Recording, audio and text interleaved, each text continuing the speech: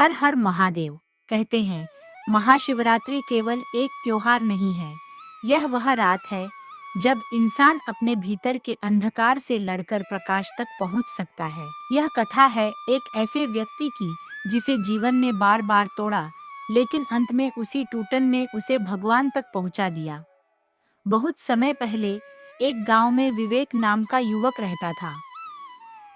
विवेक का जीवन बचपन से संघर्षों से भरा था। पिता का साया जल्दी उठ गया, घर की जिम्मेदारी उसके कंधों पर आ गई। वह मेहनत करता, दिन रात काम करता, पर किस्मत जैसे उससे नाराज थी। जिस काम में हाथ डालता वह असफल हो जाता। धीरे धीरे हालात इतने खराब हो गए कि उसे अपना घर भी बेचना पड़ा। उस रात वह आसमान की तरफ देखकर बोला, अगर भगवान है तो मेरी जिंदगी ऐसे क्यों है। उसके मन में विश्वास खत्म होने लगा। समय बीतता गया और फिर आई महाशिवरात्रि। पूरा गांव उत्सव में डूबा था। मंदिर में भजन गूंज रहे थे, घंटियां बज रही थी, दीपक जल रहे थे, पर विवेक का मन खाली था। वह मंदिर नहीं जाना चाहता था, लेकिन उसकी बूढ़ी माँ ने कहा, बेटा, भगवान से नाराज मत हो, वो देर करते हैं, अंधेर नहीं। माँ की बात सुनकर वह मंदिर चला गया। मंदिर में बहुत भीड़ थी। लोग दूध, फल, मिठाई चढ़ा रहे थे।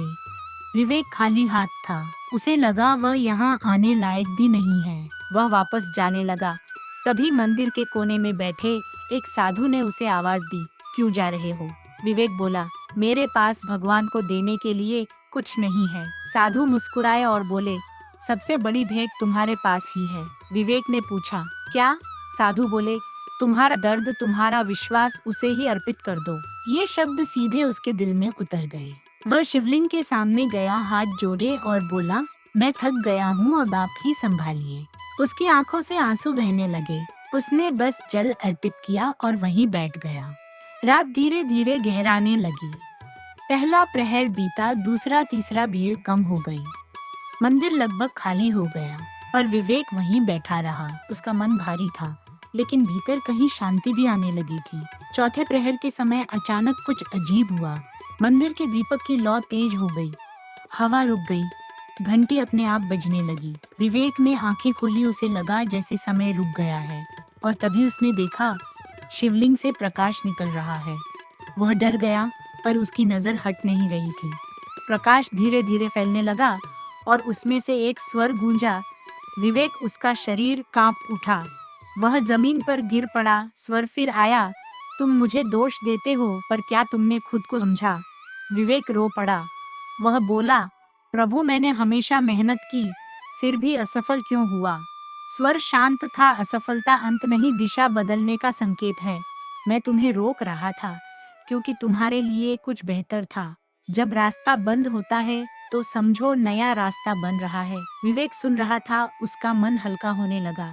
स्वर फिर बोला, तुम दुख से भाग रहे थे, पर दुख ही तुम्हें मेरे पास लाया।